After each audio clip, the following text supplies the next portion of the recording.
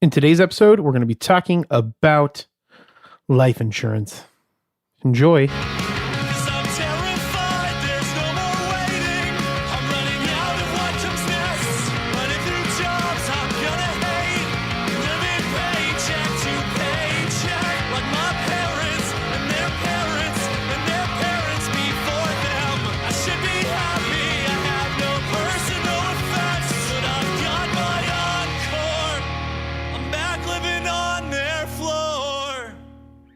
Welcome to the Age of Jeremy. My name is Jeremy Quintanilla. I am the host of this podcast. If you don't know who I am the CFO and co-founder of 3TR Academy, the CEO and co-founder of Age of Jeremy, the CFOO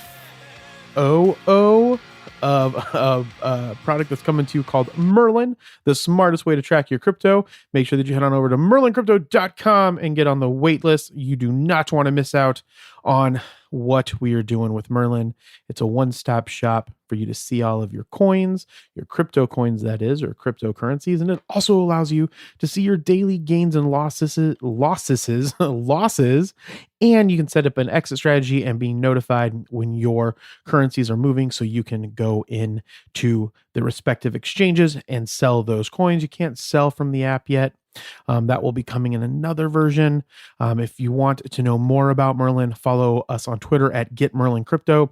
Follow us on Instagram at Merlin_crypto. Follow us on LinkedIn at GetMerlinCrypto. And follow us on, I think that those are the places. Those are the three places. Oh, on Threads at Merlin_crypto. It's the same as Instagram. And I hope you're using Threads. You should always be using new social medias that's coming out. That what you heard right there, if you heard that drop, it was a USB-C to USB-A converter that I need to make sure that I don't lose because, oh Jesus, I dropped it again. So that I don't lose it because I need to take it on my trip. We are heading out to Connecticut to the lake house. We are going to be doing some board meeting stuff, hanging out on the water, talking about some of the businesses that I own, talking to investors for helping us get those businesses up and running. And if you follow me on social media, you can follow me on Age of Jeremy, except on Twitter, it's at Age of Jeremy Q. And I love talking to people through Snapchat. So if you want me to respond back to you, the best place to do that is going to be on Snapchat. In fact, I'm going to snap while I talk about what I'm going to talk about next. And what I'm going to talk about next is our 7-day free trial for the 3T Warrior Academy. You can get Coach JV's or CJV's revolutionary 120-day challenge. You can start it for free, and you can get crypto courses in there on how crypto works. I teach a book club. I teach business essentials. We have an Airbnb course, and we do have our new Freedom Asset or Freedom Insurance Group that is a partnership of CJV's business. I just hit the mic. CJV's business. Sorry, I'm posting that on Snapchat while we're on this. I guess all we are is social media. So you can check out that 7-day free trial on 3D Warrior Academy, Coach JV's 120-day challenge. You can get the crypto courses. I teach a book club. We're going to be reading about how to become your own banker by someone with the last name Nash. I can never remember the first name. And we're going to be having our Airbnb course in there. We have affiliate stuff in there. We have CJV's wealth pillars, and one of those is insurance. So there's all kinds of stuff going on. Also, the other thing that I did want to mention is on my Instagram, I'm starting to brand out the Q Consolidated business.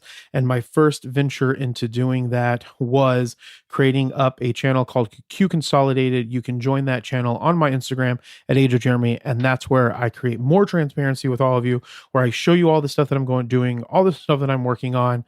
Because again, my life, I would like to be transparent so you can see all the things that I've been doing to get to where I'm going. And one of those things that we're going to be talking about today is essentially life insurance. So I don't think there's anything else that I need to mention. Age of Radio. Make sure that you follow us on the Facebook group, Age Addicted to Podcasting. There's like 500 people that are part of that Facebook group. We have a Discord for Age of Radio that's got 26 people, and half of them are the people that work for Age of Radio. Check out Twitter, Age of Radio. We have tons of podcasts. We'll be really focusing on some of those things that we're doing within Age of Radio here soon. But what I wanted to talk today was about Q Financial and the things that I wanted to do with finance. So I'm going to talk about those right now. So essentially, when I was in school, when I was getting my bachelor's degree in accounting, and I have a bachelor's degree in finance, and I have a master's in business administration. When I was doing all of that, one of my main goals was to go off and do my own finance stuff through, say, a hedge fund or through through high frequency trading. That was really, really popular around the time that I was getting done with my schooling. And eventually I would still like to build all of those types of things because that's where my passion is. My passion is also in teaching and learning, and that's one of the things that I love about 3-2 Academy. But one of the other things is that one thing that I'm learning that I hope that you guys learn on your journey to be an entrepreneur is to make sure that you hire people and you train those people, get them the correct skill set, and then have them do the stuff so you can leverage yourself. And so one of the things that we talk about a lot is leverage labor. And so I'm not talking from an academics point or about capitalism or labor in this. I'm just talking about from a pure business standpoint, is that whatever you are doing, you need to leverage labor to create more arms for you. When we get into capitalism and Marxism and communism and those things, then we can talk about like the profit of it. But let's just talk about people working together. And you can't do everything yourself. And that's one of the things that I have failed at multiple times in my career, is not realizing that I can't do everything. And one of two things need to happen. One, I need to say no to more things, or two, I need to create more people that can do some of the things that I can do. Because I created myself as a commodity in a lot of situations. And the fact is that I'm not one of a kind, obviously. So I'm not really the commodity here. So I need to get other people, because that's how you advance resources and advance skill and advance businesses, is by having a bunch of labor. And so that is one of the biggest things that I am working on this year, by finding key places where we need to have extra labor and then investing in those pieces. The most important thing that there's two things that are the most important things that people can do in their businesses: understand their customers and understand their people, and never give up on those two things. And what I mean by that is always make sure that those are the two things that matter. Those are literally the only two things that fully matter inside of a business, above profit, above anything. It's the people. And those people come in two places. They come in team members or employees. I like the word team members, but I mean, theoretically, they're employees. And two, the customers. And so the closer you can get with those two people, those two groups of people, the better your business will be. And one of those places that you need to do that is in making sure that you are retaining, leading, teaching, and creating a fantastic skill set. Now, I don't spend a lot of time reading the learning literature from an enterprise or corporate standpoint. So I don't know exactly what is going on all the time in those areas, or where we're at in that, because the way that I feel about it is we don't have enough focus on those types of things. But I think that that's an incorrect assessment, because of the fact that I'm not spending my time in the literature, and I'm not spending my time in those communities like I should, if those are really the things that we need to be doing more of. I think that the learning and development, like the chief learning officer, is one of the most important roles, or the chief people officer, or the chief administration officer, and they have those people underneath them. So that's really where I'm working on over the next like couple of years and 5 years, and getting really, really strong at that. Because I cannot continue to do the things that I'm doing. And I've also noticed that when I did empower people, especially like Ruthie, who is on our Age of Radio team, she posts all the posts that you see on the Age of Radio Twitter. So head on over to the Age of Radio Twitter if you're listening to this and you know what I'm talking about. And so once I taught her and I empowered her to do that, she did that. So then I found a way to pay her more. And then I'm going to continue to do that so that she can continue to grow and do the things that I need her to do. And so that is one of the key pieces of, I guess, items that I'm really, really focusing on. And one of the key pieces of things that I really, really enjoy, where I get pulled in doing things that I don't enjoy. Like one of the things that I hands down, while I like the theory of law, I do not in any way whatsoever enjoy writing fucking contracts or writing ridiculous legal documents. It is not something that I enjoy. It's not something that I want to do. But at the end of the day, if I have to do it, I will, because I'm doing that right now because I'm trying to move certain things forward. But as soon as I can have an assistant that can do all the technical communication shit for me, hands down, that is what that person is going to do. And that is one of my key pieces of people that I'm trying to implement this year, is an full executive assistant for me. Even if it's a part-time executive assistant, and that or a personal assistant or whatever the hell you want to call it, whatever I'm going to have them doing, it's going to be amazing stuff. I'm going to teach them how to do it. I'm going to figure out a way to freaking pay them a good amount of money, because that I need those extra hands for those types of things, because those things can be done by someone else. And you or me as the entrepreneur or the business owner, there are better things that we could be doing by doing more of this type of stuff, focusing on growing the brand, focusing on the strategic objective of what we're doing, making sure that people are in place to get numbers. And so that's where, when we think about where resources go, where a lot of resources go in business, but that's how you create that scalability of a business and that growth of that business or that organization. And all of those things can be implemented, just real quick, and I don't want to go off to a full side tangent here, but all of those things can be implemented within your household or your family organization as well. So I just want to make that very, very clear, that the most productive life, from my thinking, from my journaling, is found inside of families being run or grouped and ran like an organization. Now, are there some caveats that need to be said about that? Absolutely, because each individual person is, of course, an individual person, and every single person's emotions, thoughts, dreams, goals need to be heard and understood inside of those things. So, but that being said, what I wanted to also talk about was insurance, because Q Financial. So Q Financial is a financial accounting arm that I have. We have one person that helps me out. It's Tones, NFT Tones. You can find him on Twitter, whatever. Not whatever. You can go and find him on Twitter. I think he's on Instagram. I don't know where he's at. And YouTube. I think he has a YouTube channel, NFT Tones. Well, I know he has a YouTube channel. I guess my point is, I don't know if he puts stuff on that YouTube channel. He should be, because he would probably have a bunch of followers by now if he had stayed consistent. So Tones, if you're listening to this, be more consistent with that. That being said, so I have that person. And so there is financial services. To me, it includes a couple of things. It includes financial services like investing. It includes insurance services like, say, insurance. And it includes now those can go in different levels of like wealth, but I'm just talking about basic. So financial services, insurance services, and to some extent family governance services, but that's what I meant by like the wealth part of it. And then bookkeeping and tax services, or CFO services. And so those are the things that we're trying to build. And so I created my investment thesis around that, because I created an investment thesis, and I'm still working some of it out, but part of that is that financial service piece.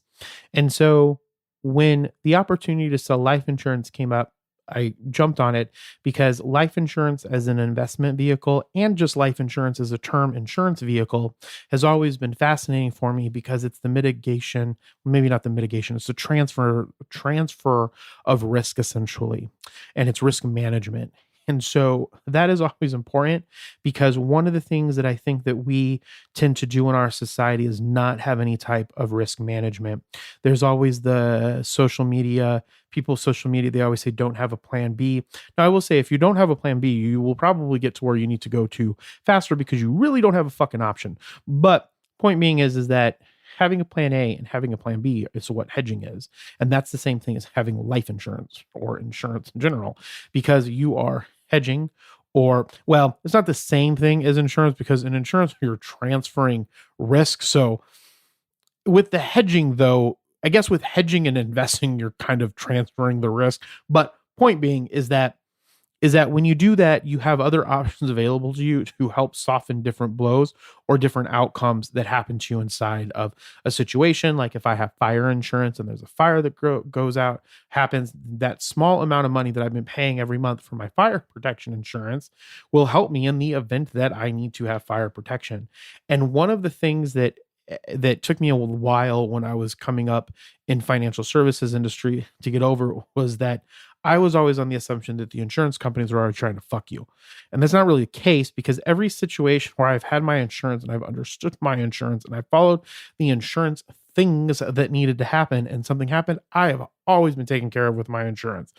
Like car insurance, my house insurance that I used to have on it, my warranty insurance, I think it's called a warranty. But so my point is that insurance can be very, very beneficial in lots of different ways. And that is something that's always fascinated me. But I've never gotten into it because, again, I always get pulled in lots of different directions. And now I'm getting really trying to get really, really good at saying, no, this is what I'm going to be focusing on. And so with that, we decided to build our own insurance group through Freedom Asset Management, and I will branch mine off through Q Financial, which I guess we all own all the same stuff. So I guess it all makes all of us wealthy, I suppose. And so I wanted to talk a little bit about the type of insurance we're selling because I guess I'm selling, I can speak for other people. So the type of insurance that I'm currently selling, and this is just the beginning, is the life insurance. And so I'm a life insurance producer.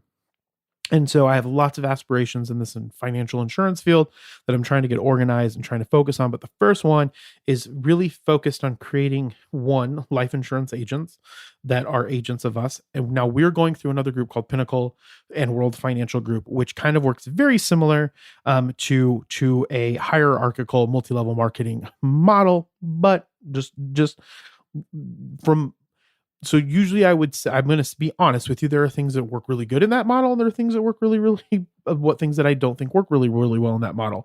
What I can say that's going to work really, really well in our model is we have the ability to create the processes that we need to build this from within ourselves. And then we no longer need that type of, I guess, it will still always flow up to that, but we have the capacity to build the business the way that we need. And this is just the beginning of what my long-term strategy and plan is. But so the benefits of the insurance, and the main insurance vehicle that we have been selling is the Index Universal life insurance, which people refer to as leverage life insurance. It's a type of cash value life insurance, and cash values are usually associated with what are called whole life insurance or endowment life insurance and other forms of permanent life insurance. So the contract determines for each possible cancellation date the contract determines for each possible cancellation date the related cash value. So essentially, as you're paying your premium, you're building the premium to pay for the death benefit, right? Because it's life insurance. And then you're also building up a cash value inside of that is traditionally indexed to, say, the S&P 500. So if the so when the S&P 500 goes up, your cash value grows with that. And the benefit of this is these things grow essentially tax free inside of them. So what we see a lot now is a lot of these policies or this IUL insurance, it's made a big comeback because of the tax benefits of it, but they've been repackaged a little bit to be like a retirement piece. But inside of the Index Universal Life Insurance, which is really, really beneficial, is there can be an investment piece to help with retirement, one. And two, you can also have legacy built into it because of the death benefit. And so when you hear legacy, that traditionally means that what it means is not like what it does mean is that if I have $700,000 that goes to my family when I die, that helps that generation grow. And so lots of wealthy families, everybody inside of most wealthy families, when they're really smart, when it has to do with insurance, is that every person is worth a new $1 million or a new $2 million upon their death. And so what that does is it creates a snowball ability for a family over multiple generations to become very, very wealthy. And this is something that we don't think about, we don't talk about, we don't teach to everybody, right? It's usually, and the reason why, and this is why I try not to I have no problem with the education that we do inside of our schooling system. I mean, there's lots of things that I have problems with, but when I say the things that we teach them, these things don't necessarily need to be taught to them, but they need to be taught to people. And we need to do a better job figuring out how we're going to do that as a community, because a lot of the reasons why wealthy people learn about this stuff is because wealthy people have access to more educated people.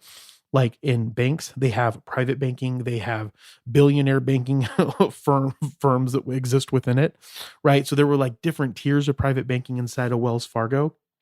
And so those people have the knowledge of these things because the people that are there are professionals and they're educated and they're sharing their education with their people. And so the problem is that these things need to be taught to everybody. And so that's probably better for a different discussion with different people at different places in time. But so the way the life insurance works is you have the death benefit, you have the cash value. What's great about the cash value in an indexed universal life insurance policy is that you can borrow against the cash that's inside of it. And when you borrow against it, you usually don't pay the principal. I said usually, it's not every company. I'm just saying traditionally, you may not pay the principal back because it's paid out of the death benefit upon your death. If you wanted to pay it back, you could and build that cash value up. What you usually end up paying is an interest rate fee. And that interest rate is traditionally taken off of the interest that's earned in the cash value portion of the index. So theoretically, you could be borrowing the money that's been growing. You don't have to pay taxes on any of that growth inside of it because it's an insurance vehicle, right? And I'm sorry, not because it's insurance vehicle, because you're borrowing it to yourself. So you're borrowing that money, right? So because it's debt, you don't owe any taxes on that growth that was created inside the vehicle, because you're not actually taking the money out of the vehicle, the life insurance. Okay. And then the interest payment comes off of whatever the index was. Now, if for instance, the index goes down, if the S&P 500 had a really bad year that year, right? So let's say it had an 8% year, your interest rate on your loan was 2%. They take that 2% off of your 8% and you get 6% back.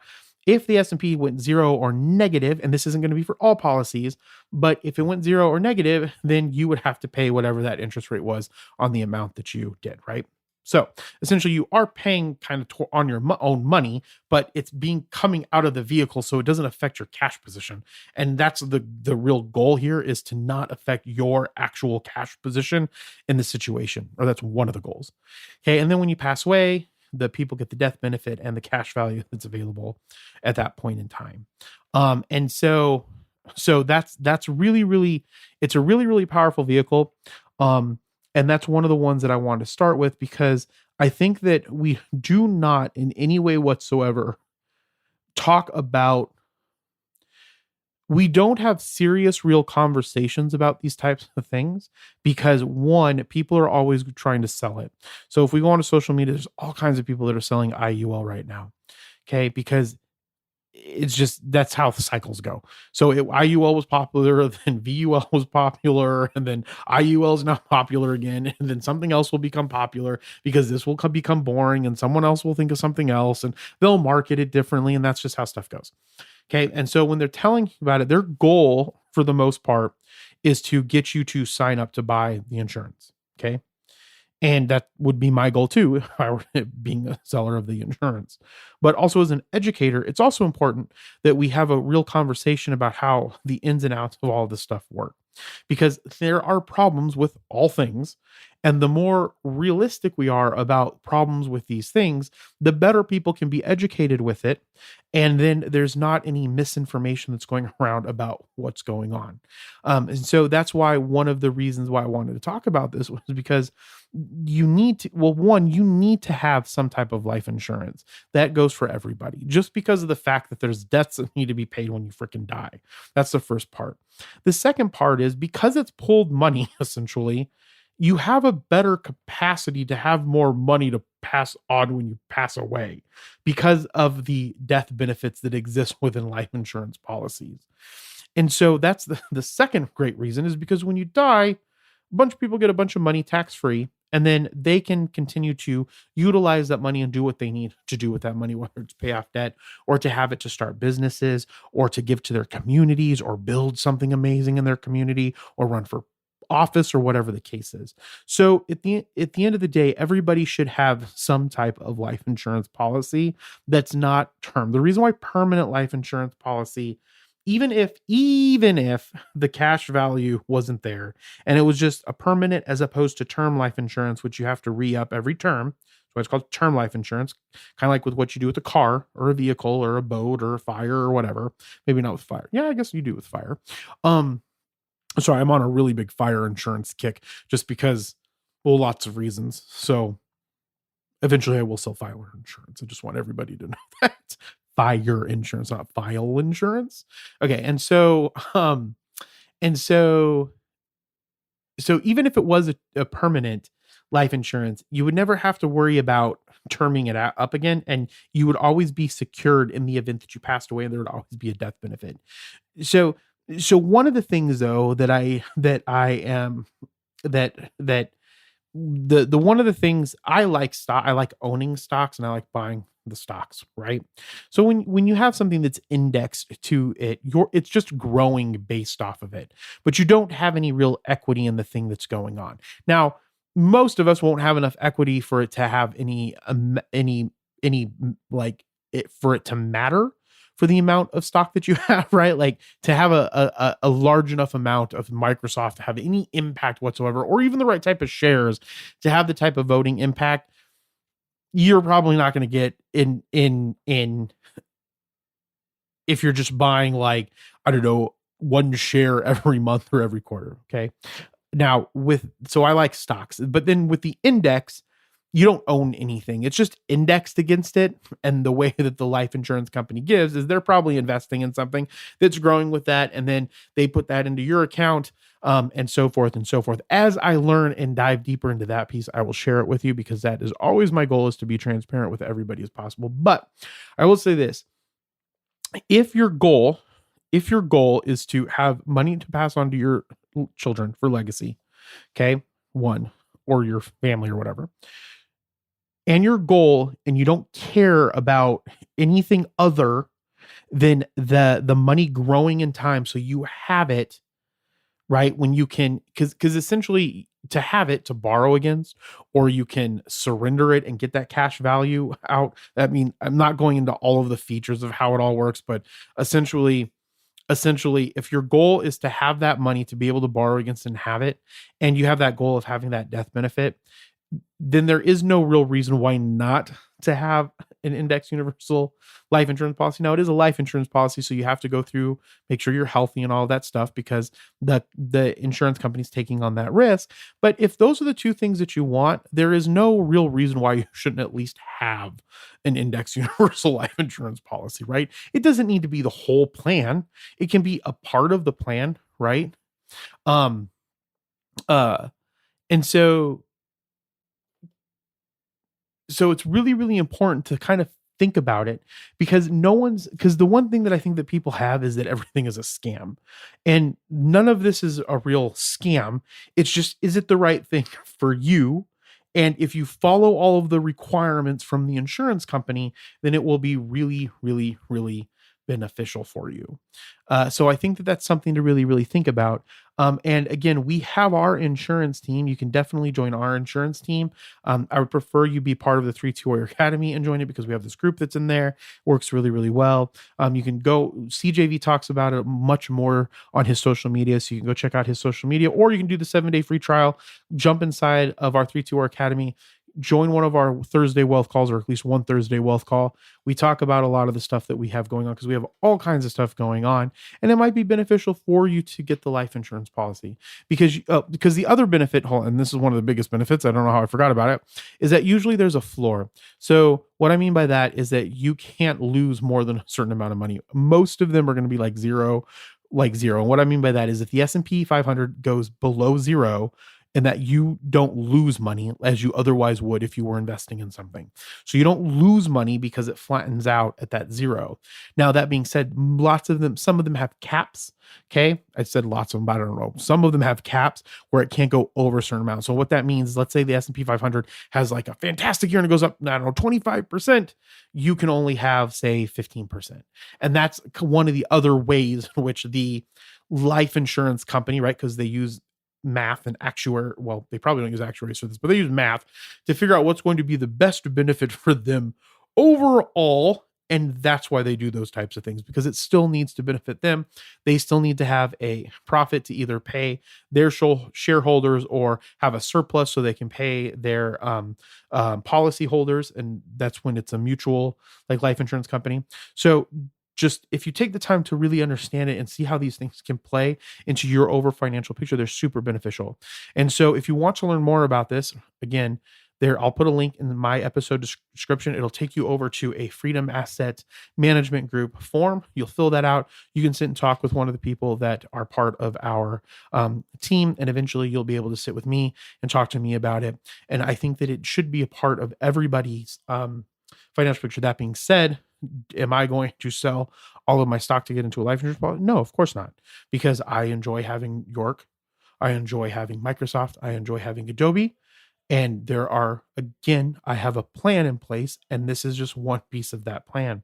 So that's the way that that's the reason why I'm sharing this with you. It's because one, I want to take the mystique away from it, right? Because people are trying to sell it to us all the time now on social media. One, two, want to have a real conversation about the benefits, how it works, what it is, because I feel that if we know more and we understand more, we can make much better decisions, right? Because people are always trying to sell stuff to us too. And then three, if you do want to learn more about it, you can talk to one of our agents. And if they seem however they seem, you reach out to me on Snapchat, you reach out to me on Mighty Networks if you're part of the Academy, and I have no problem talking with you about it. Because again, that's what my goal is to bring transparency, understanding around financial services so everybody can benefit and not just the wealthy people can benefit from it. I'm not one of the people that are like the elites are eating children and trying to take over the world.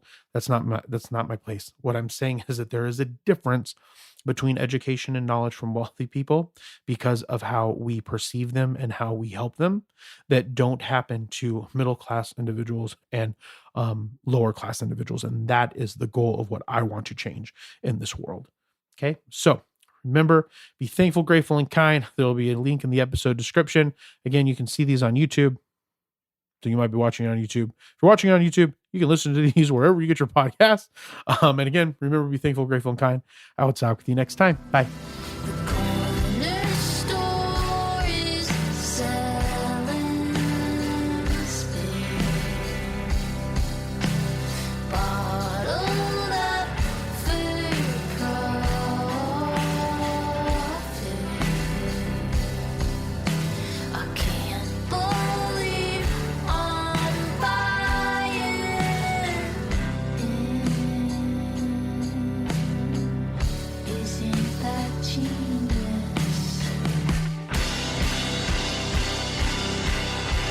Thank you so much for listening to The Age of Jeremy. If you like this podcast, please give it a 5-star rating if your podcatcher allows you to.